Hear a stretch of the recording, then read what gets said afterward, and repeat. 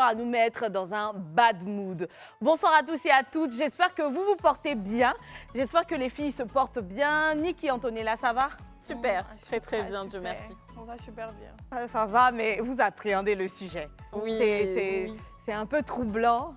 Voilà, on ne sait pas trop comment avoir, quelle approche avoir face à ce sujet-là. C'est clair. Et d'ailleurs, pour ne même pas fatiguer l'invité, on a préféré qu'elle soit déjà installée avec nous. C'est Rokia. Bonsoir Rokia, comment vas-tu? Ça va. Je ne sais pas si je dois croire à cette réponse-là, oui ou non, mais si elle est sincère, tant mieux Rokia. Et puis vous le remarquerez, on a une autre personne sur ce plateau, on avait besoin de renfort. On va vous expliquer tout de suite pourquoi, parce que Rokia qui est là, vraiment, et renfort à travers, par le concours d'un psychologue, c'est Monsieur Nour Bakayoko. Bonsoir à vous. Bonsoir. Comment allez-vous? Ouais, je vais bien. J'espère que vous êtes venu vous asseoir ici, mais on vous a expliqué ce dont on va parler. Oui, comment est-ce que exactement. c'est complexe? Effectivement. C'est complexe pourquoi? Parce qu'aujourd'hui, on va parler de deuil, de la perte d'un être cher. Et c'est le cas de Rokia, qui a perdu son père. Rokia, encore une fois, au nom de toute la famille du club, on te dit Yako, nos condoléances les plus attristées. Merci. On sait et on le voit que tu es encore touchée par la chose, mais je suis sûre qu'au sortir de cette émission-là, Rokia aura une autre philosophie, une autre approche de la chose. Il y a une chose de très sûre, Rokia est concernée à l'instant T, mais dans cette vie-là, nous sommes et nous serons tous appelés à vivre un deuil, au moins une fois. Oui. Donc c'est une question qui nous concerne tous. On n'est pas là juste pour Rokia, même si on veut vraiment l'accompagner, mais on est là parce que c'est quelque chose sur lequel il faudrait être averti pour pouvoir savoir l'approche à mener ou la chose à faire lorsqu'on le vit. Le thème du jour, comment réussir à faire le deuil d'un proche, à l'image de Rokia qui aujourd'hui souhaiterait réussir à passer cette étape-là. Elle est en plein deuil. Bonsoir Rokia, encore une fois, on te l'a dit, nos condoléances. Tu es venue nous parler de ton papa parce que c'est de lui qu'il s'agit, c'est bien cela. Oui. Quel souvenir est-ce que tu as de lui? On va parler d'abord positivement. Les souvenirs positifs que tu as de ton papa. Il y a plein de souvenirs, mais bon, je vais faire l'effort d'aller à l'essentiel. Fais comme tu sentiras. C'était un papa formidable, adorable, sociable et gentil. Voilà. C'est C'est le tout genre ce de que papa je peux. qui marque et dont on a toujours besoin. Tu te dis que cette perte-là, est-ce que tu sens qu'elle est légitime? C'est la vie? Ou alors tu te dis non, c'est pas normal? Je me dis tout simplement que c'est pas normal. D'accord. Voilà. Et cet état d'esprit, est-ce que tu es la seule à l'avoir? Est-ce que tu as des frères et sœurs? Oui, j'ai Si des oui, frères et combien? sœurs. Nous sommes 8. 3 filles et 7 garçons, non? Ou 6, c'est ça? 3 filles et 7 garçons. On va Ouais. essayer de parler un peu plus fort, Rokia. Je sais que tu es sous l'émotion, je le sais bien. Donc, tes frères et sœurs, comment ils le vivent Bon, chacun vit son deuil à sa manière? à sa manière, mais c'est moi en fait le problème. Parce que c'est moi qui étais plus proche de papa. Et ça fait déjà 3 ans maintenant. Le 18 mars, ça fait 3 ans qu'il est parti, mais je n'arrive toujours pas à faire le deuil de mon papa. Alors, je ne m'y attendais pas. 3 ans que tu es en deuil. Ça se comprend parce que ce n'est pas quelque chose qui s'oublie du jour au lendemain, mais nous, on pensait que c'était plus récent. Donc, on mesure mieux à quel point est-ce que tu es touché 3 années plus tard encore. On est vraiment désolé Rokia. C'est la vie. C'est la vie, en effet. C'est la vie. Alors moi j'aimerais savoir, ton papa, il est tombé malade ou c'est un accident? Qu'est-ce qui s'est réellement passé? Il est tombé malade. Voilà, il était malade. Bon, au début, il ne voulait pas nous montrer qu'il était atteint. Voilà. Parce que c'est de nature, c'est quelqu'un qui est fort. D'accord. Voilà. Donc, il ne voulait pas, surtout moi, il ne voulait pas qu'on sache que, voilà, que je sache qu'il était malade. Il voulait garder cette énergie de force Voilà, parce qu'il vis-à-vis de ses m'a enfants. toujours montré en fait qu'il était bien. D'accord. Voilà, moi, il me disait tout simplement que c'était juste un petit palu et que voilà, ça allait passer. Il partait à l'hôpital. Tantôt, je l'accompagnais, tout et tout. Et une fois, j'étais avec lui à la maison. Est-ce qu'il partait fréquemment? Est-ce que c'était fréquent, le fait d'aller à l'hôpital ou c'était... Non, c'était pas fréquent en fait. D'accord. Voilà, c'était pas Donc, il fréquent, n'y avait en fait. rien qui t'alarmait, qui Voilà. t'inquiétait réellement? Ok, Moi, pour moi, c'était juste un début de palu. d'accord. Donc, je disais tantôt que j'étais à la maison avec lui. Et une fois, on regardait la télé ensemble et il m'a dit il va aux toilettes. Voilà, qu'il partait aux toilettes. Et à peine il s'est levé, en fait, c'était brusque, il est tombé. Il est tombé, j'étais là, j'étais savais étonnée, pas en quoi fait, je ne faire? savais pas quoi faire, mais bon, je l'ai aidé à le relever. Et puis voilà, il m'a dit non, que c'est rien, que voilà. C'est juste qu'il est un peu fatigué. Mais ça m'a touché Ça un t'a peu. marqué? Voilà, ça m'a marqué. Ok. Je me suis dit qu'il y a forcément quelque chose. Ok. Voilà, il y a forcément quelque chose, mais il ne veut pas m'en parler jusqu'au jour où il nous annonce que voilà, il va se faire opérer. Que voilà, il aimerait qu'on le porte en prière, tout et tout. Il m'a dit, je vais à l'hôpital, mais je reviens. Tu me connais, je reviens. Il avait pour habitude de m'appeler Tcheplé. C'est une fois. Et ça veut dire quoi? Ça veut dire petite femme. Ah, ok. Ça veut dire petite femme que je reviens. T'en fais pas, je vais me soigner, puis voilà, je reviens. Je vais guérir, Inch'Allah, par la grâce de Dieu. Je lui ai dit, ok, même si j'étais un peu... Mais bon, je me suis dit, voilà, il allait partir à l'hôpital. Quand il allait finir l'opération, il allait revenir. Mais il n'est plus revenu, en fait. Et tout s'est passé à l'hôpital? Voilà, tout s'est passé à l'hôpital. Il était à la polyclinique. Voilà, il était à la polyclinique du plateau. C'est là-bas qu'il était. Et ils ont fait une première opération. Ça n'a pas réussi. La deuxième, Si c'est pas trop indiscret, c'était quoi oui. comme opération? on nous disait que voilà, c'était juste un problème de nez qu'il avait. Nerf C'est sciatique. Oui, Ok, C'est ça. au niveau de la colonne vertébrale. ok. Ah, Ça, c'est dangereux. Et c'est Ouais, la douloureux colonne aussi. vertébrale. Très Ouais. douloureux. Et après l'opération, il était couché. Il n'arrivait plus à bouger. Il n'arrivait plus à bouger. Puis après ça, moi, je suis repartie à Boaké pour les études. Voilà, je suis allée à Boaké pour les études. Étant là-bas, j'appelais pour prendre des nouvelles de papa. Maman me disait, ça va. Parce qu'il disait à ma maman de ne pas m'informer. Parce qu'il me connaît en fait. Depuis toute petite même, il avait pour habitude de dire que j'étais très différente de ses autres enfants. D'accord. Que voilà. Et ta maman, elle vivait avec vous? Oui, D'accord. oui, Donc, il vivait avec Mais nous. toi, tu ne vivais pas là, c'est ça? Non, non, non. Alors, Moi, ok, j'étais à Boaké. pendant la période de sa maladie, quel âge tu avais déjà? Il a décédé en 2020. En 2020, j'avais déjà 20 ans. Oui, 20 ans, 21 ans. La maladie a duré combien de temps? La maladie, à peine quelques mois. Hein. Quelques mois. Ah, oui. d'accord. À peine quelques Et pendant mois. cette période-là, est-ce que ça t'a traversé l'esprit, après l'opération qu'il a eue là, la première déjà, qu'il pourrait éventuellement te quitter? Non, pas vraiment. Tu ne Parce pensais que pas à voilà, ça? je ne pensais pas à ça, mais on nous avait dit que la première opération avait réussi et que voilà, ça allait.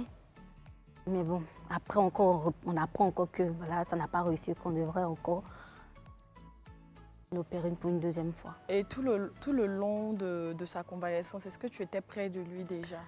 Oui, et bien avant que je ne parte à Boaké pour les études, j'étais avec lui. Voilà, j'étais avec lui, je partais même rester avec lui à l'hôpital. Et chose bizarre, quand je décide de rentrer, parce que là-bas, les visites sont un peu Si, contrôlées, c'est des horaires voilà, fixes des de horaires visite. fixes, voilà. Donc, quand je vais lui rendre visite comme ça, Il est en forme. il est en forme et il ne veut pas que je rentre à la maison. Je me rappelle une fois, il m'a retenue de force, en fait. Il a tenu à ce que je dorme avec lui à l'hôpital. Et j'ai passé la nuit avec lui. Et c'était à la veille de mon voyage sur Boaké. Voilà, D'accord. c'était à la veille de mon voyage Donc sur c'est Boaké. quand tu es parti que dans ton dos qu'il est décédé, c'est ça? Voilà, c'est dans mon dos qu'il est décédé. D'accord. Combien de temps à Boaké est-ce que tu as eu à faire avant qu'il ne décède? C'était au début de rentrée, de D'accord. la rentrée. Et Au après début de la quoi, il est rentrée. parti combien de temps plus tard? Quelques mois à peine, hein. quelques mois. Parce que la rentrée, normalement, la rentrée, c'est en septembre. Voilà, avant septembre, il était déjà à l'hôpital. Donc il a fait quand même carrément plus d'un mois. Plus d'un mois, et puis voilà. Oui, il a quand même duré à l'hôpital. Ok. Parce que moi, étant là-bas, on ne me donnait pas trop d'informations, pour ne pas que je sois un peu Inquiète. inquiète. Tout et tout. Rokia, on voit que c'était quelqu'un de spécial, Ouais, de très merveilleux. Et j'ai l'impression, pas que pour toi. Est-ce que tu accepterais qu'on puisse nous aussi voir des images de ton papa, voir, mettre une image sur la personne qui te marque tant, Oui. sans pression? Oui, C'est sans pas pression. très utile. Ça va. D'accord, donc on va avoir la chance de voir la photo du papa de Tcheplé. Oui. Ah, on voit la ressemblance. Un beau Ils se gosse quand ressemblent même. Hein. beaucoup. Oui. Oui. Ah, tu es belle, c'est grâce à lui aussi. Hein. Ouais. Je sais que maman a sa part dans l'histoire et De la chair de poule. on voit qu'il avait des photos avec des icônes du pays également. C'était quelqu'un sûrement de très actif. Petite comparaison. Oui, il y a beaucoup Voici de Rokia à ressemblances quand côté même. de papa. Ça te fait quoi de voir ces images-là? Ça me touche énormément. J'imagine. Ça me touche Après, tu énormément. devrais être fière, hein, parce qu'on a là la photocopie de ton papa en version féminine. Hein. Franchement. Tout le monde dit ça. Oui. C'est vrai? Oui, oui, Ouais. oui, oui. Et je pense que ce n'est pas que physique, certainement aussi dans le comportement. Oui. C'est pour ça qu'il y avait cette fusion-là dont tu nous parles. Pendant qu'il était malade, quand tu réfléchis comme ça, qu'est-ce qui a été le plus difficile pour toi? Surtout que, apparemment, après ton départ, on ne te donnait pas toutes les informations. Qu'est-ce qui a été le plus difficile pour toi pendant cette période de convalescence? Moins de maladie. Bah, je me disais tout simplement que il est juste malade et que en fait j'étais mitigée j'étais mitigée. D'accord. Je me disais tantôt que voilà il allait guérir, tantôt je me disais et s'il ne s'en sortait pas. Tu te Et si, sentais voilà, troublée. je me sentais troublée. Tu avais quand même une peur profonde. Ouais. Et comment est-ce que j'allais prendre le fait que voilà, si jamais on m'a annoncé que papa n'était plus, comment est-ce que j'allais prendre la nouvelle et tout ça. Et la maladie, elle a duré combien de temps exactement? C'est-à-dire vraiment, si on veut compter, Il a fait du quelques premier mois. jour qu'il est rentré à l'hôpital. Voilà, il a fait quelques mois à la polyclinique après son deuxième opération. Et on nous a dit après qu'il devrait suivre une séance de Kiné. voilà, Rééducation. rééducation. Donc, du coup, on devrait le transférer dans un autre hôpital. Donc là, on l'a envoyé à Makori, à Farah, voilà, pour une séance de rééducation. Donc, arrivé là-bas, c'est là qu'il est décédé en fait. De Ah, tout pour d'accord. tout. Alors, sa première entrée à l'hôpital, qui lui a fait vivre tous ces passages-là d'un hôpital à un autre. Je sais que c'est compliqué de se souvenir, ça a dû être tellement rapide pour toi. Tu penses que ça a duré combien de temps? Quand tu dis quelques mois, c'est 3 mois, 5 mois, Ça doit être plus quand même. Plus plus. On Ouais. peut aller jusqu'à 7 mois 7 mois. en tout. Vous savez, je me Et- dis même, il n'est pas impossible que enfin, de la maladie à la maison, l'hôpital, parce qu'elle dit que tout ça a duré quelques mois, mais peut-être même c'est 1 an et Oui, tout. oui. Mais quand tu le vis vis si mal, ça passe vite, c'est compliqué, c'est comme un livre qui défile comme ça. Et je pense que c'est pour ça elle a un peu de mal à nous situer sur les dates. Et elle nous disait tout à l'heure qu'il y a 3 ans en arrière, elle avait 20 ans. Et moi, j'aimerais savoir qu'à 20 ans, comment est-ce que tu as appris déjà le décès de ton père étant à Boaké? C'est bizarre en fait. C'est bizarre parce que personne ne m'a appelé, mais je savais que papa n'était plus. Sérieux? Oui, je savais que papa n'était plus. Tu avais eu un événement avant ça? Non, il y a... Bon, étant là-bas, parfois j'avais l'impression, parce que j'étais avec ma tante, voilà, donc je dormais toute seule dans ma chambre, mais parfois, à 4 h du matin, je sentais des présences en fait. Te sentais lourde? Voilà, un peu lourde. Je n'arrivais plus à dormir aux environs de 2 h, 3 h, 4 h du matin, jusqu'au petit matin. Et je me rappelle bien, c'était mardi, le 18 mars 2020, qu'il est décédé le mardi. Ce jour-là, je devrais aller à l'école. C'était la période où la Covid avait déjà commencé. Voilà. Mars. Voilà, donc je devrais aller à l'école. Je me suis réveillée le matin, je ne me sentais pas bien. Déjà, même à la veille, je n'avais pas dormi. Donc le matin, j'étais là, traîner dans la maison. Ma tante me dit, mais toi, tu ne vas pas à l'école, tu n'as pas cours. Je dis non. il n'y a pas cours parce que voilà, à cause de la Covid, là, ils ont fermé les écoles et autres, tout ça. Et chose bizarre, j'ai dormi de 8h jusqu'à 13h. 13h, mon téléphone n'arrêtait pas de sonner. C'est-à-dire, il y avait déjà mes amis qui étaient au courant que papa était décédé, mais moi-même, là, je ne savais pas. Donc, j'étais là à 13h. Je me sentais bizarre, en fait.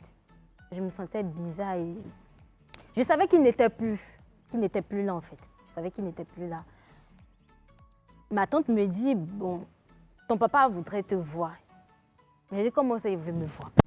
Elle me dit, oui, ton papa est guéri. Ils ont organisé une petite fête là, comme il est guéri, tout et tout. Donc, allons-y à Abidjan.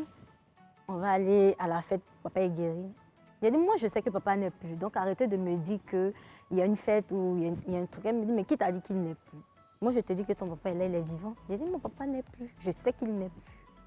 Elle ne croyait pas, en fait. Elle pensait que quelqu'un m'avait dit, parce qu'il y a ma belle-sœur qui avait confisqué mon téléphone, parce que mon téléphone n'arrêtait pas de sonner.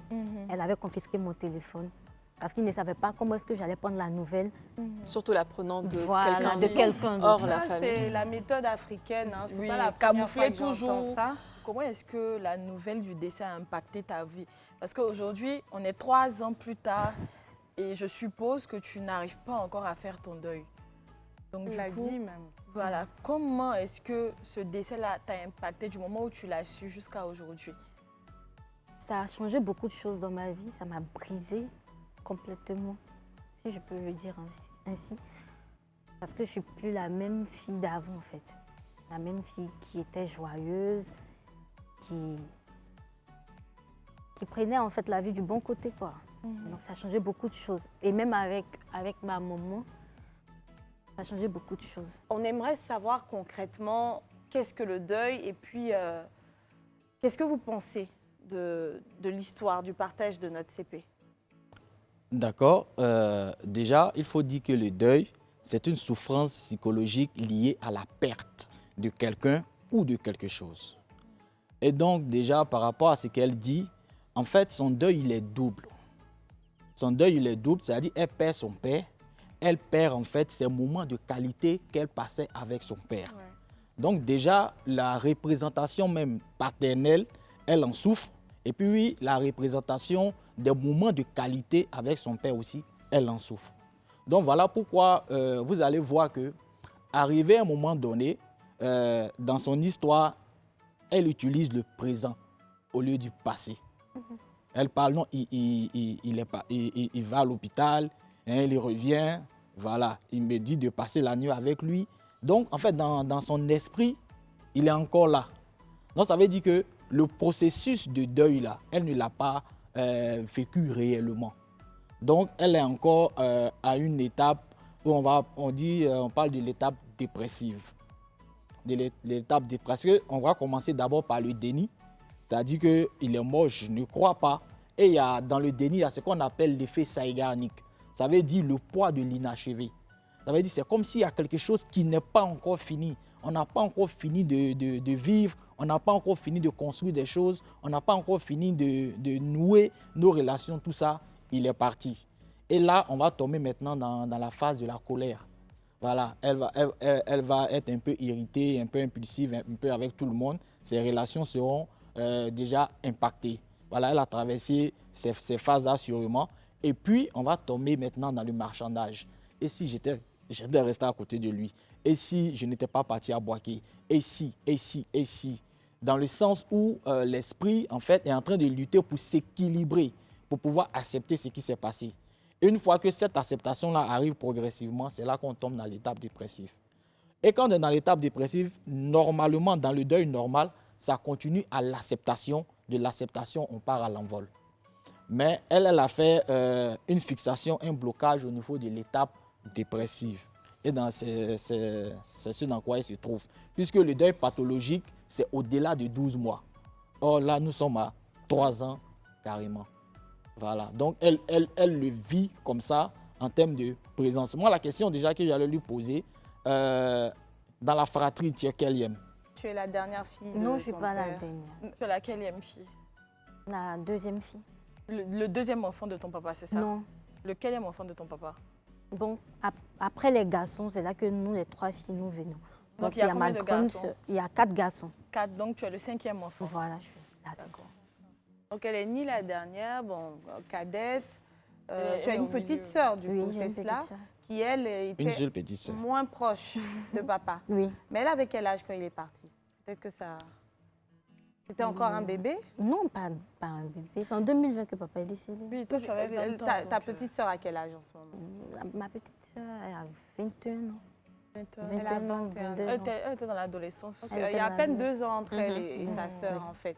Bon, D'accord. docteur, Parce que là, la deuxième question que je pose aussi, vous avez vu la ressemblance frappante avec son père. Si, si. Donc, on n'arrête pas de lui rabâcher à tout moment, non, tu ressembles à ton père, voilà, vraiment, quand on te voit, on voit ton père, etc.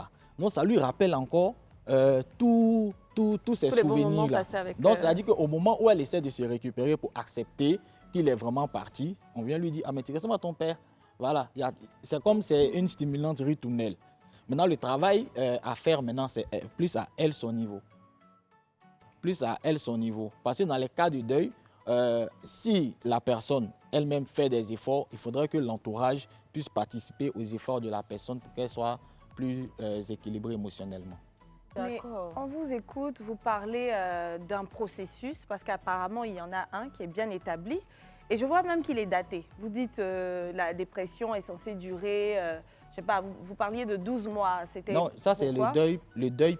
En fait, le deuil normal, généralement, avec ce qu'on prend en charge, c'est entre 8 et 12 mois. D'accord, donc il y a Donc, un deuil c'est-à-dire que- normal. Oui, et puis il y a un deuil pathologique. Mais alors, est-ce que c'est pas simplement même subjectif? Qu'est-ce qu'on appelle deuil normal? Est-ce que nous tous, aussi différents qu'on est là, on n'a pas un système si différent qu'il n'y a pas de processus ou Ok. d'étapes? Je comprends mieux. En fait, chaque être humain il est unique, Oui. puisque notre évolution va se faire à travers des filtres. Des filtres, notamment le filtre neurologique sensoriel, qui va comprendre l'âge, le sexe, les 5 sens. On va prendre le filtre culturel, la tradition, la religion, les us et coutumes, et le filtre personnel.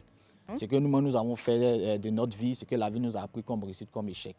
C'est-à-dire que chacun va vivre ces étapes-là différemment parce qu'à la base, dans ces processus-là, chacun vit chaque processus de façon différente. Et quand on parle de deuil normal, ça ne veut pas dire que, en réalité, le deuil en lui-même, c'est quelque chose de bien, etc.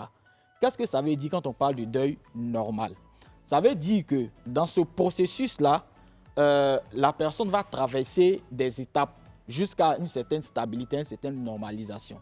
Maintenant, quand ça dépasse en fait un certain moment, quand on fait l'évaluation psychologique, on voit que ça va un peu plus loin. Par exemple, on va vous dire que dans le cas, par exemple, de la dépression, on va dire il ne faut pas confondre, par exemple, la déprime et la dépression. Ce n'est pas pareil. Je suis déprimé, je suis dépressif, ce n'est pas pareil. Parce que la déprime est un état, la dépression, c'est une maladie. Donc, du coup, on va dire que quand les symptômes vont persister de façon permanente pendant 2 semaines, on va parler de dépression. Parce que ça a persisté pendant. Par contre, quand ça va faire peut-être 2-3 jours et puis on se remet, là, on ne parlera pas de dépression, on parlera de déprime. Parce que quand on date ça dans le temps, ça nous permet de faire une meilleure évaluation. Et déjà, le volet subjectif de la chose, c'est que c'est quand on en parle comme ça, sans évaluation psychologique. Mais quand on fait l'évaluation psychologique, c'est-à-dire on va faire passer des tests psychologiques pour avoir en fait, pour affiner tout ce qui est diagnostic hypothétique, pour que le diagnostic soit vraiment exact. Voilà. Est-ce que vous pensez vraiment qu'on peut gérer les émotions? Les émotions liées au deuil? Oui. Oui, en fait, comme je l'ai dit, l'esprit ne guérit pas quand il oublie. L'esprit guérit quand il comprend. Voilà. Ok. Donc, ce qu'on fait, c'est que ça a mené la personne déjà à accepter que, effectivement, il y a eu séparation. Ok. Voilà, il y a eu séparation. Et comment vivre avec cette séparation-là? Donc, si la personne a pu comprendre qu'il y a eu séparation et qu'avec cette séparation-là, on peut vivre de telle sorte qu'à se récupérer et aussi à rendre honneur à la mémoire de la personne qui est partie, on essaie de vivre en fonction. Mais c'est quand on n'accepte pas et que dans notre entourage, il faut oublier, c'est pas grave, les déjà partis, il faut oublier. C'est ça qui est dangereux. Ok. Parce qu'en fait, il y a des personnes qu'on ne peut pas oublier. Bien Il y sûr. a des situations qu'on n'oublie pas. L'entourage doit dire quoi exactement? En fait, l'entourage doit soutenir la personne. Voilà.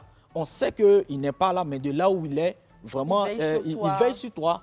Il veille sur toi. Il est là pour Imagine toi. un moment, s'il était là, comment il aurait aimé que tu te sentes actuellement. Est-ce qu'il aurait accepté ta tristesse? Est-ce qu'il aurait accepté que tu sois, comme on le dit, down? Est-ce qu'il aurait accepté que tu sois reclus sur toi-même, ne pas vraiment faire tes activités comme tu le ressens? Il C'est vrai. n'aurait pas aimé ça. C'est vrai. Mais maintenant c'est qu'il vrai. n'est pas là, voilà, de là où il est, si on veut qu'il garde toujours cette joie-là pour pouvoir toujours continuer à prier pour nous, il faut vivre en fait de façon plus heureuse. Si on peut lui rendre hommage, on lui rend hommage avec le sourire parce qu'on sait que de là où il est, il reste toujours notre papa, quel que soit là où il se trouve.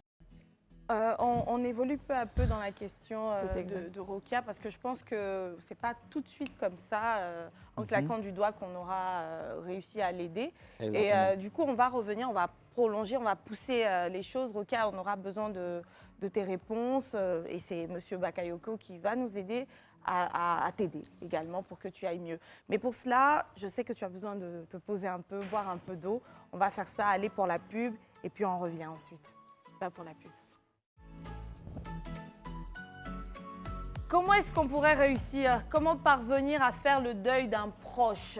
Je n'ai pas la réponse à cette question-là. Franchement, non, je ne l'ai pas. Et c'est pour ça que nous sommes aujourd'hui avec M. Bakayoko, qui est psychologue, qui va nous aider à comprendre le cas de Rokia et même nous autres, là, nous édifier pour les fois où, malheureusement, on vivra cette perte-là.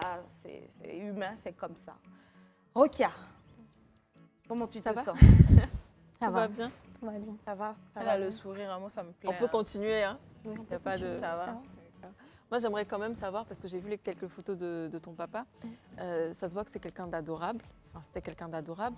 Qu'est-ce qui te manque le plus chez lui? Il y a beaucoup de choses qui me manquent. Mais c'est- Mais ce qui me manque Ouais. le plus, c'est notre intimité. Ok. Notre intimité. Tu n'as jamais eu cette intimité-là avec quelqu'un d'autre Non. Est-ce que tu as un chéri?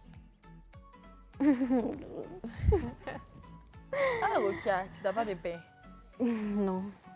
Tu En t'es fait, j'ai jamais du mise mal même à avec me quelqu'un. mettre en relation. D'accord, Je- tu as du mal à t'ouvrir. Voilà. Ok. Et je recherche en fait un petit peu quelqu'un comme mon papa. Donc du coup, c'est un peu compliqué pour Ah, moi. Ça non, devient ça, encore c'est plus pas- c'est pas- compliqué Ça devient parce encore que... plus compliqué. Parce que voilà. tu ne trouveras Vraiment? pas quelqu'un comme ton papa sur cette terre-là, c'est pas possible. Mais tu trouveras peut-être quelqu'un qui va... je ne sais pas comment te dire ça dans les bons termes, mais quelqu'un qui va te Essayer faire de te sentir combler, en bien. fait, Voilà, tout qui ce va te vide-là. combler. Donc, Rokia, Bien quand sûr. tu vois les hommes, pour les apprécier, tu essaies de voir ceux qui ont les mêmes qualités que ton papa, ton Voilà. défunt papa. Docteur, qu'est-ce que vous en pensez, ça? Oui, parce qu'elle n'a pas encore, je vais dire, accepté que son père est parti. Donc, elle a besoin de combler un vide. Alors qu'on ne se met pas avec quelqu'un pour combler un vide, on se met avec quelqu'un pour grandir ensemble. C'est-à-dire chacun donne sa part de bonheur pour que la relation soit stable. Donc, du coup, actuellement, elle vit avec des blessures. Donc, la question que je lui demande, le fait que papa soit parti, tu considères ça comme un abandon ou bien comme une trahison? Un abandon. Un abandon, voilà. Elle va considérer ça comme un abandon justement parce qu'elle va chercher en fait l'image de son père à travers les autres hommes. Donc du coup, cette intimité qu'elle avait avec son père là, comme je l'ai dit, dans le moment du déni, à ce qu'on appelle le poids de l'inachevé. Donc elle a besoin de vouloir achever quelque chose, aller jusqu'au bout de quelque chose. Donc elle va chercher ça à travers d'autres personnes pour que ces personnes-là l'aident en fait à boucher. Rokia, très sincèrement, c'était quoi les qualités de ton père? Hormis le fait qu'il soit un bon papa et tout, qu'est-ce que vous partagiez ensemble? C'était quoi les moments de qualité? En fait, c'est quelqu'un de très sociable. Donc tu cherches un homme qui est Un homme sociable, sociable, oui, serviable, qui serviable, a la crainte de Dieu. qui a la crainte de Dieu, Voilà. Et qui aime la famille en fait. qui aime la famille. Est-ce que c'est tout? Ouais. Est-ce qu'il était drôle? Ouais, il était Va au super cadre. drôle. Donc Ouais, il était drôle il aussi. était Vous drôle, rigoliez ouais. avec ton papa. Beaucoup. Et puis quoi encore? Il y a plein de choses encore. Il y a plein de choses. Il y a plein de Parce que choses. ce que j'essaie de savoir, parce que ce que tu as dit là, moi-même, je cherche ça aussi. Alors que je n'ai pas connu ton père. Je suis sûre que les filles également. Donc, je pense que tu peux aller vers ta quête d'un homme qui pourra t'aider à te sentir mieux d'une autre façon, sans nécessairement tout de suite penser à ton papa. Parce que ce sont des qualités que, heureusement, beaucoup de gens ont. Tu comprends? Ton papa, il est unique. Tu ne réussiras jamais à trouver quelqu'un. Et si tu fais qui ressemble à ton papa, et si tu fais cette comparaison-là, lorsque tu auras quelqu'un en face de toi qui semble ressembler à ton papa, Tu ne seras jamais le jour satisfait. où tu te rendras compte qu'il y a un élément qu'il fait différemment, malheureusement, la personne va te décourager. Alors que ce n'est pas le but. Peut-être que cette personne peut elle aussi te rendre heureuse à ta manière. Et puis tu peux toujours avoir tes petits moments avec ton petit ange que devient ton papa quand tu pries. Tu vois? Et puis ça dure quelques minutes, tu avances. Après quoi, tu vas explorer le monde, tu vas vers la vie. Parce que de là-haut, là, il te regarde, il t'observe. Et il attend certaines choses de toi, à savoir Ça. une évolution, un Justement. mariage, une évolution professionnelle, sociale, un mariage familial. Alors si tu stagnes comme ça, malheureusement, tu ne pourras pas atteindre cela. Et je n'ai pas envie de dire ça comme ça, que tu vas le décevoir, mais tu ne pourras pas faire ce qu'il attend de toi. Et Tu tu ne vois? pourras pas même faire ce pourquoi tu es sur cette terre-là. Je sais que tu es beaucoup religieuse. C'est vrai que la perte de quelqu'un, c'est difficile, mais même dans la Bible, il est dit que Dieu rappelle à lui ses élus, au fait. Et la mort fait partie de la vie, tu vois. Et la mort, c'est quelque chose qu'on ne comprendra jamais. On ne sait pas pourquoi, mais on est appelés tous à partir un jour, tu vois. Donc, du coup, faut essayer de... C'est vrai que c'est difficile, parce que je connais ta douleur, parce que moi-même, j'ai perdu 2 personnes Très cher. très chères à mon cœur, qui comptaient énormément pour moi, et je les ai perdues tous les deux en 2021, tu vois. Niki, tu as dit quelque chose, de ne pas savoir pourquoi la personne est partie. Docteur, est-ce qu'aujourd'hui, on peut considérer qu'elle se retrouve dans cet état-là parce que, indirectement, elle se dit qu'elle n'a pas fait ce qu'il faut. Elle se sent un peu coupable de ne pas avoir été présente, surtout après ces opérations, pendant tous ces mois-là. Et du coup, il y a toujours le questionnement de est-ce que si j'étais là, j'aurais pas posé les bonnes questions au médecin, j'aurais pas suggéré les bonnes choses et peut-être que papa ne serait pas parti. Est-ce que c'est pas cette ce soupçon de culpabilité, j'en sais rien, Est-ce que tu qui fait culpabilises qu'indirectement, elle déjà n'arrive par pas rapport à à ça? passer son deuil? Vous avez vu, dans le processus, j'ai parlé de marchandage. Ouais. Voilà. On va essayer de marchander avec notre propre personne pour voir à qui la faute. À qui la faute on cherche. Mais si j'étais là, est-ce que ça allait se passer comme ça? Si j'avais, comme vous l'avez dit, est-ce que j'aurais peut-être posé les bonnes questions, etc. Parce qu'en réalité, les qualités qu'elle recherche chez les autres, là, hein, ce n'est pas lié à sa personne, mais c'est plutôt lié à l'image de son père. Donc, ça dit que tout le monde a ces qualités-là. Tout le monde a ses qualités, mais pas les qualités de son père. C'est cela. Voilà. Quand elle dit « je veux un homme drôle », en fait, dans son esprit, quand elle dit, son conscient dit « je veux un homme drôle », et son inconscient dit par exemple « comme mon père ». Oui. Quand elle dit « je veux tant », son inconscient Parce que dit si « comme mon l'humour père n'est pas pareil que papa, Voilà. peut-être même qu'il le paraîtra Justement, pas ça dit « il peut suffisamment être drôle ». Mais est-ce qu'il est drôle Comme mon père. comme mon père? Il peut être bien, est-ce qu'il est bien comme lui? Ouais. Or, en réalité, il y a une forme de dissociation qu'elle doit faire en fait, entre les qualités et l'image paternelle. Donc, ça veut dire quoi? Ça va aller sur une forme de promesse. C'est une forme de promesse. Par exemple, c'est vrai que tu es parti, c'est que de là où tu es, tu veilles sur moi, mais je vais te rendre fier. Je vais te rendre fier je vais te rendre fier Donc, la question maintenant est de savoir, quand il était là, quels sont les conseils pertinents qu'il te donnait? Comment il voulait te voir? Et lui était proche de ta maman? Oui, en fait, ils nous disaient toujours que maman et lui formaient un. Voilà. Et quand une personne fait une bêtise et que maman passe sur ce dernier, mais sur cette dernière-là, papa aussi l'aider. Et tu t'imagines, comment tu maman vis ça? faisait un avec ton papa. Aujourd'hui, elle-même, elle ne fait pas un avec quelqu'un. Et toi aussi, tu l'abandonnes. Au lieu de venir compléter pour que chacun apporte son quart, tes frères et toi, ce serait bien pour Comment maman. tu vis le fait de t'être éloignée de ta maman et elle-même, comment elle le vit? Est-ce que En vous fait, en avez déjà parlé? Oui, une fois, j'avais fait quelque chose. Bon, on s'était un peu disputé et puis je lui ai dit que voilà, si papa était là, il ne m'aurait pas parlé de cette manière-là. Oula. Et elle s'est sentie un peu frustrée. Un Et peu, beaucoup. ouais. Voilà, Est-ce elle que s'est tu t'es sentie excusée? frustrée. Oui, après, je me suis rendu compte que voilà, ce que j'avais dit était un peu fort. Donc, je suis allée m'excuser. Mais je sais qu'elle elle a toujours ça en cœur, en fait. Parce que jusque-là, j'arrive toujours pas à m'ouvrir. Je n'arrive pas à échanger avec elle. Mais qu'est-ce qui est la cause de ce mal-être avec ta maman? Est-ce que déjà même tu vis avec elle? Non, je ne vis pas avec elle. Je D'accord. ne vis pas avec elle. Mais c'est quoi la cause? Pourquoi tu lui en veux au fait? Je n'en veux pas. Oui, C'est- Elle est juste pas proche de sa fait, mère, voilà, bien je avant suis le pas ne lui décès. en proche veut de pas, ma parce que maman. dans J'étais plus proche de l'évolution, papa que Voilà, maman. il y a ce qu'on appelle l'étape d'Oedipe. Voilà, L'étape d'Oedipe. Oedipe. Voilà, c'est-à-dire où le petit garçon va se rapprocher plus de sa mère, Sa mère. où Et la la petite mère, fille sera plus la fille rapprochée de son euh, père. de son père. Et surtout que le rapprochement avec son père est certainement dû à plusieurs facteurs. La ressemblance, peut-être la manière de se Le comporter, comportement. le comportement, la manière de faire. Donc, il y a eu, ils étaient plus fusionnels. Voilà, donc ils étaient plus fusionnels. Et généralement, la mère, quand c'est la jeune fille qui est plus rapprochée, la mère va se dire, non, elle n'est pas proche de moi. Elle va prendre ça comme en griffe une trahison. Si c'est le père, il va prendre ça, si c'est le fils aussi, il va prendre ça comme une trahison. Or, ce n'est pas vraiment le cas, c'est involontaire en fait. C'est-à-dire ce rapprochement-là se fait de façon, comme on le dit, automatique. Naturel. Voilà, c'est vraiment naturel.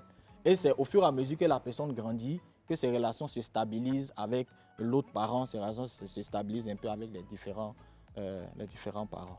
D'accord. J'aimerais lui demander pourquoi, Rokia, est-ce que tu as voulu aujourd'hui venir sur le plateau du club et puis partager ton témoignage avec nous?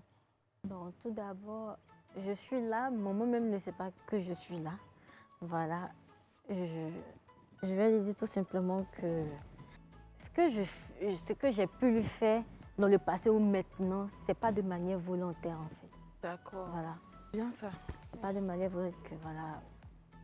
J'essaie de partager ton Voilà, expérience j'essaie déjà. de partager Et mon puis, expérience laisser un message à ta maman à ma maman. pour lui dire, demander déjà pardon pour ce que tu as eu à faire et lui dire que tu aimerais te rapprocher d'elle, c'est ça? Parce que l'étape basique même, c'est l'expression. Le fait qu'elle parle déjà, c'est déjà C'est bien. un début de thérapie. D'accord. Parce que elle ne pense pas mieux faire hein, que de venir en parler sur un plateau télé. Parce que là, elle ne parle pas à 2 personnes, 3 personnes, mais elle parle à des milliers de personnes. Donc, c'est déjà une étape pour dire que déjà, j'ai déjà parlé de mon histoire à toute la Côte d'Ivoire, peut-être au monde entier. Donc, cette histoire-là, je ne peux pas me renfermer dans cette histoire parce qu'en réalité, tout ce qui ne s'exprime pas s'imprime. Donc, voilà, elle a déjà exprimé cela. Et maintenant, progressivement, vous allez voir que dans son comportement, dans ses attitudes, elle aura une tendance très souvent à l'extraversion à certains moments. D'accord. Voilà. Jusque-là, tu en parlais à tes proches, comme tu l'as dit. Et le médecin nous rassure, le psychologue, du fait que c'est bien que tu veuilles en parler à plus de personnes encore. Ça va te permettre toi-même de décompresser. Donc, si à la suite de l'émission, tu as l'impression que tout à coup tu vas mieux, ne t'en veux pas. Continue dans cette dynamique-là, avance tranquillement, tu es sur la bonne voie. Pas celle d'oublier ton père, de négliger sa présence, celle qu'il a eue dans ta vie. Non, celle où maintenant tu vas vers à la quête de ton futur, de ton avenir, celui qui va le rendre fier. Je sais que c'est ce qu'il aurait voulu pour toi, franchement. Les filles, Niki, tu en parlais tout à l'heure, tu as dit que tu as eu à perdre 2 proches dans la même année. Dans la même année, 2 personnes qui m'étaient très chères. Et la première, elle s'appelait Dija Dabo. Voilà, c'était une grande sœur à moi que j'avais rencontrée dans mon groupe de Coréens. Et c'est une personne, dès que je l'ai rencontrée, elle m'a tout de suite adoptée au fait. Elle était là à mes petits soins, elle faisait tout. Elle habitait Marcory dans le temps où j'habitais Yopougon. Et pour mon anniversaire, elle s'est déplacée de Marcory à Yopougon. Elle est venue, elle m'a apporté de la nourriture. Elle m'a offert des cadeaux. Franchement, en fait, c'était une personne que ma maman n'a pas mise au monde, mais qui m'a considérée comme sa petite sœur. Elle était pour moi une source d'inspiration parce qu'elle était atteinte d'une maladie du cœur, mais Elle avait une joie de vivre immense. Elle était généreuse, elle était gentille. En fait, Adidja, c'était un ange. Elle n'a jamais fait d'histoire avec quelqu'un. Elle est quittée au travail, elle a salué tout le monde, elle a partagé un Comment dernier tu as repas. appris son décès? Je viens. Elle a dormi, elle est décédée. Et moi, je partais au travail. J'étais sur l'autoroute, dans le véhicule. Et là, il y a sa soeur qui m'appelle. Et là, elle m'appelle, elle me dit que Adidja nous a quittés. Au fait, sur le coup, j'ai tellement pas percuté que mon téléphone est tombé. C'est tombé de la vitre. C'est difficile, un choc, parce qu'elle Oui. n'était pas malade, vous avez discuté la veille tranquillement, et là, tu apprends ce décès-là, j'imagine, une seconde maman, comme tu le dis. Et je suis vraiment désolée encore une fois. Au fait, ça m'a paralysée pendant des jours. Je n'arrivais pas à manger, je n'arrivais pas à parler, je ne faisais que pleurer. J'ai passé les étapes dont le docteur a parlé. Et puis un matin, je me suis dit que Ouni était tellement joyeuse, parce que c'est comme ça que je l'appelais, elle était tellement joyeuse qu'elle n'aurait pas voulu que je sois là, pleurer et tout. Donc, souvent, les jours où elle me manque, je pars encore regarder ces vidéos qu'elle m'avait laissées. Et c'est tout. Quand beaux souvenirs. je fais des trucs, je dis, ah, si Ouni était là, elle allait Elle être allait contente. aimer. Aujourd'hui, si elle me voyait à la télé, franchement, Elle allait être très ah non, très fière. Et puis, elle est fière. J'en ai c'est sûr. même Le la deuxième chair cas, de poule. c'était qui? Le deuxième cas, c'était une personne que j'ai rencontrée, Conan Patrick. Voilà, je l'ai rencontré pendant la période de Miss Côte d'Ivoire. Peut-être que tu l'as connu aussi Oui, parce on qu'il l'a habillait. tous connu. Ouais. Lui, c'était mon un côté. Il m'appelait sa petite pomme d'amour. Et tu sais qu'il a été gravement malade et tout. J'ai tout suivi de A à Z avec la famille et tout. Et franchement, je revenais du travail quand on m'a dit que finalement, il a succombé dans son coma. Franchement, j'ai pas, pour lui, là, ça m'a... Ouais. ça m'a J'en connais anéanti. une qui partage la même peine que toi. C'est ma meilleure amie. C'était aussi, je sais pas comment vous gérez le truc du poumon là. Non, mais au fait, elle lui était même là, très mal. même là, Niki, il on va me devoir trompait. aller pour la pub. On va devoir aller pour la pub. On revient tout à l'heure. Allez les amis, restez assis.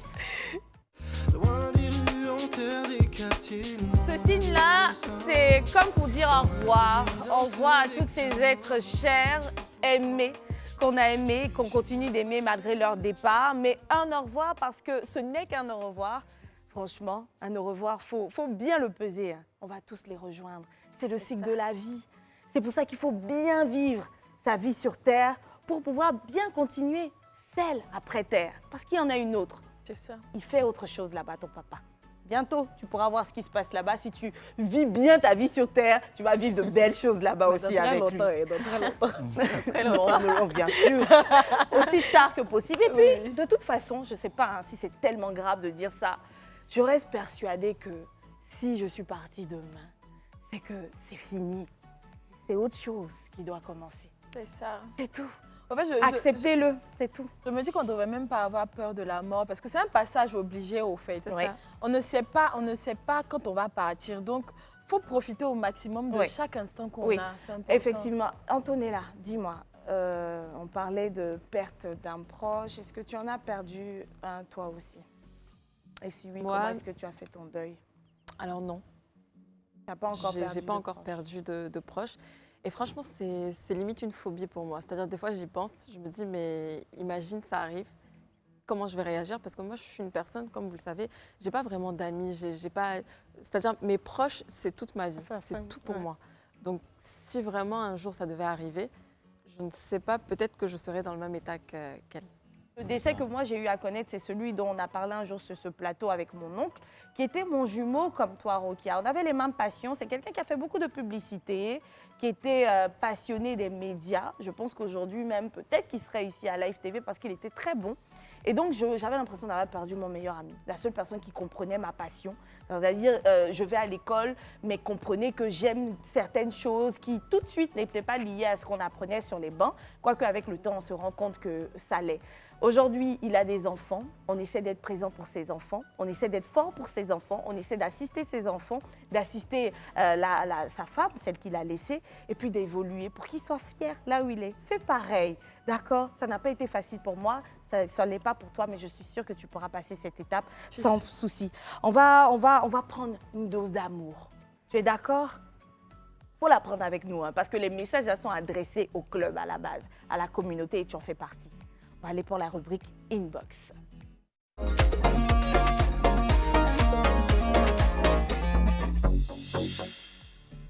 inbox des messages d'amour de la part des personnes qui nous suivent dans le club. On va les lire maintenant.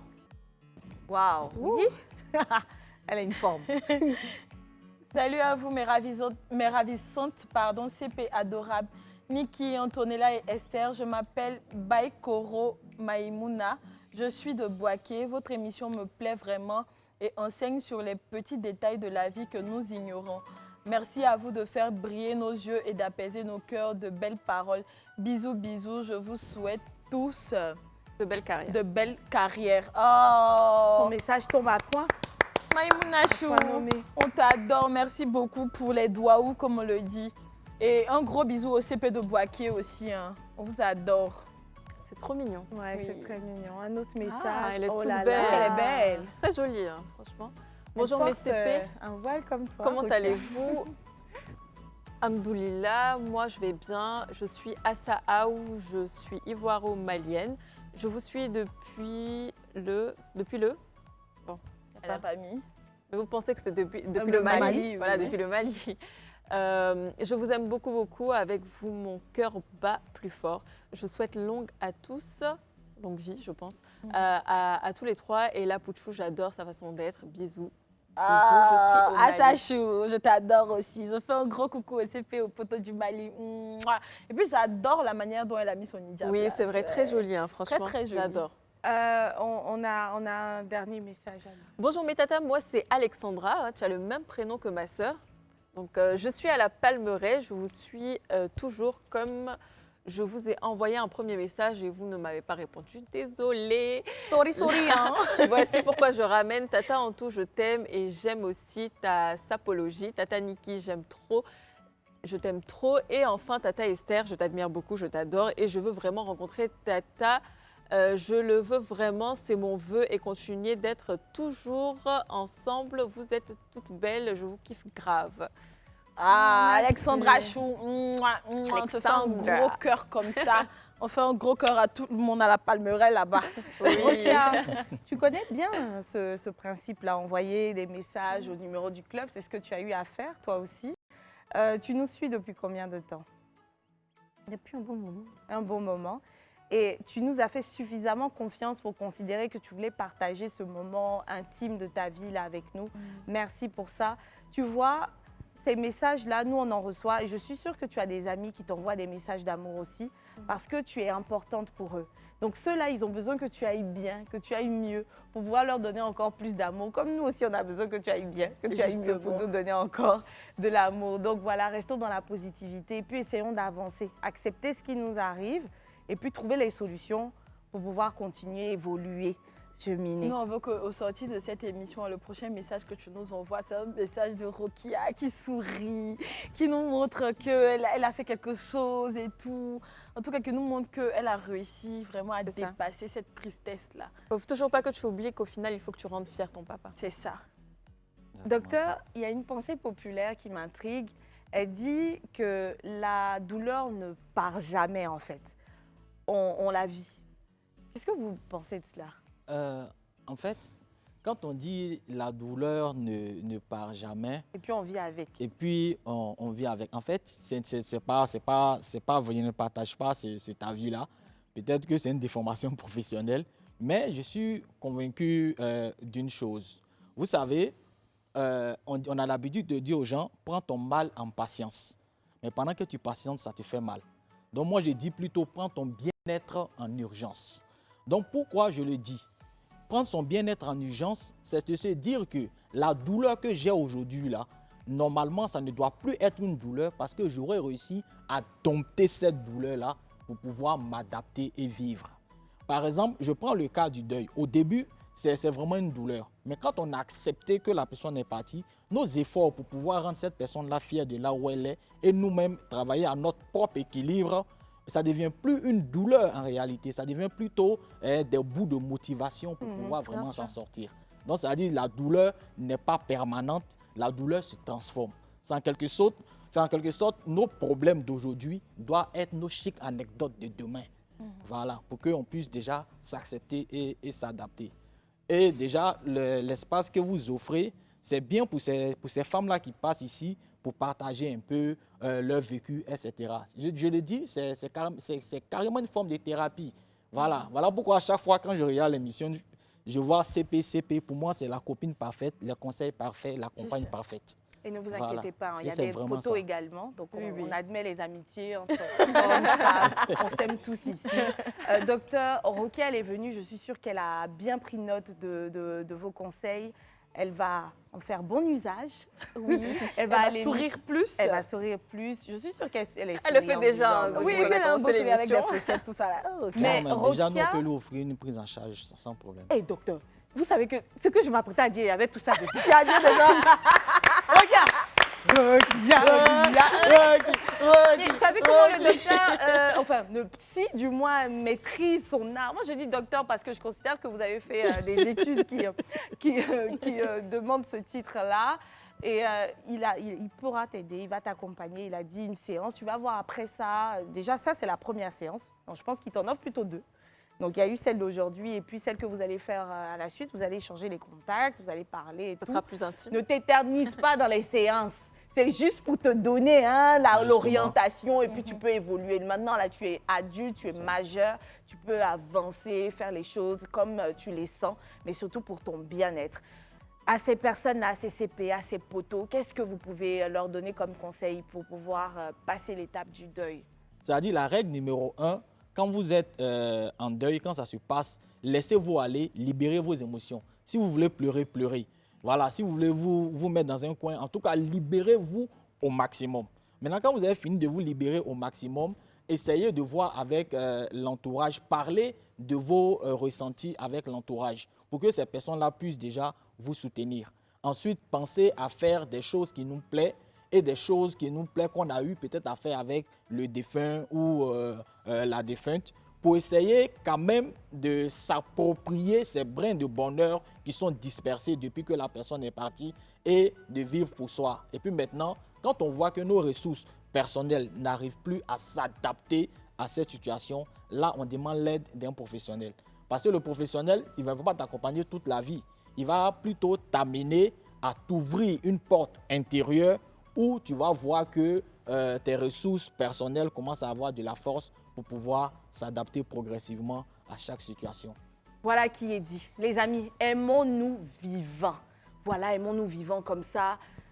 Vu qu'on ne sait pas de quoi demain est fait, j'ai envie de dire, ça nous permettra de savoir que le petit temps qu'on aurait passé sur cette terre-là aurait servi à quelque chose.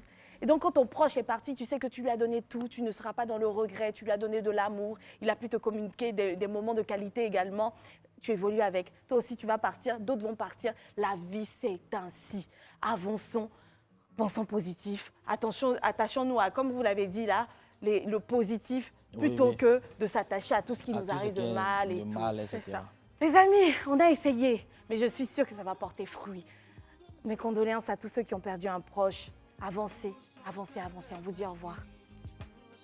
Au revoir les amis. J'ai vécu l'enfer sur